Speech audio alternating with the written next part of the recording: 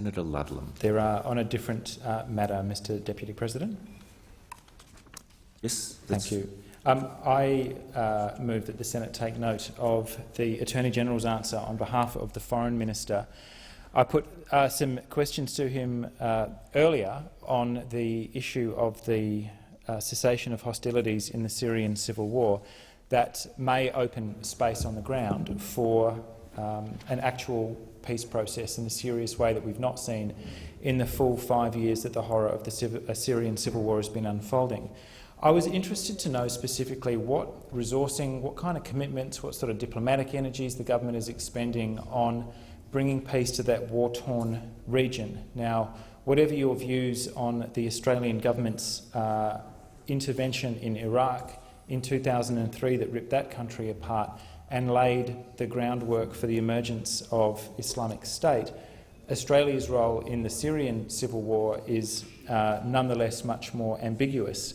We deployed the Royal Australian Air Force into that conflict. Senator Brandis was careful to distinguish that we are not intervening in the Syrian civil war, we are attacking Islamic State positions in the western part of Syria, which of course gives rise to the question, well, Islamic State actually is a participant in the Syrian civil war. Australia is now an additional combatant in that war-torn country.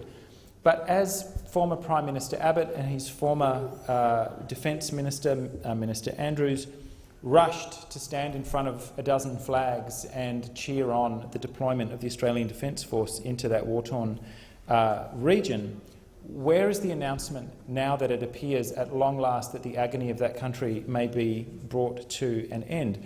Where is the energy expended, rather than in military hardware, but in the kind of diplomatic effort and energy that would be required to actually have this take hold on the ground?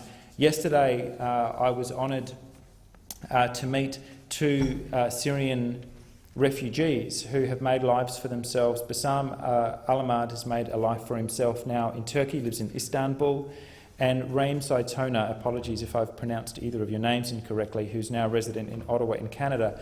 Both of them work for an organisation called the Violations Documentation Centre, the VDC, and both of them are doing, gave the snapshot of the extraordinary energy and work that is going to be required to end the violence that has torn that country apart. Where is the Australian government? We were first in line when it came to military deployments, but where are we now? Senator Brandis, some of his words were reassuring, but at no point did he outline any of the actions that are being taken.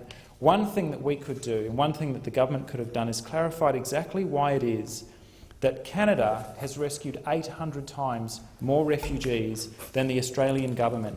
The 12,000 refugee intake commitment of last September was welcomed across the political spectrum, and it changed the debate. And now we find that only 26 individuals have been resettled and only 200 people have been interviewed, and that is 800 times less than the Canadian authorities have taken in. It is time we stepped up. Order.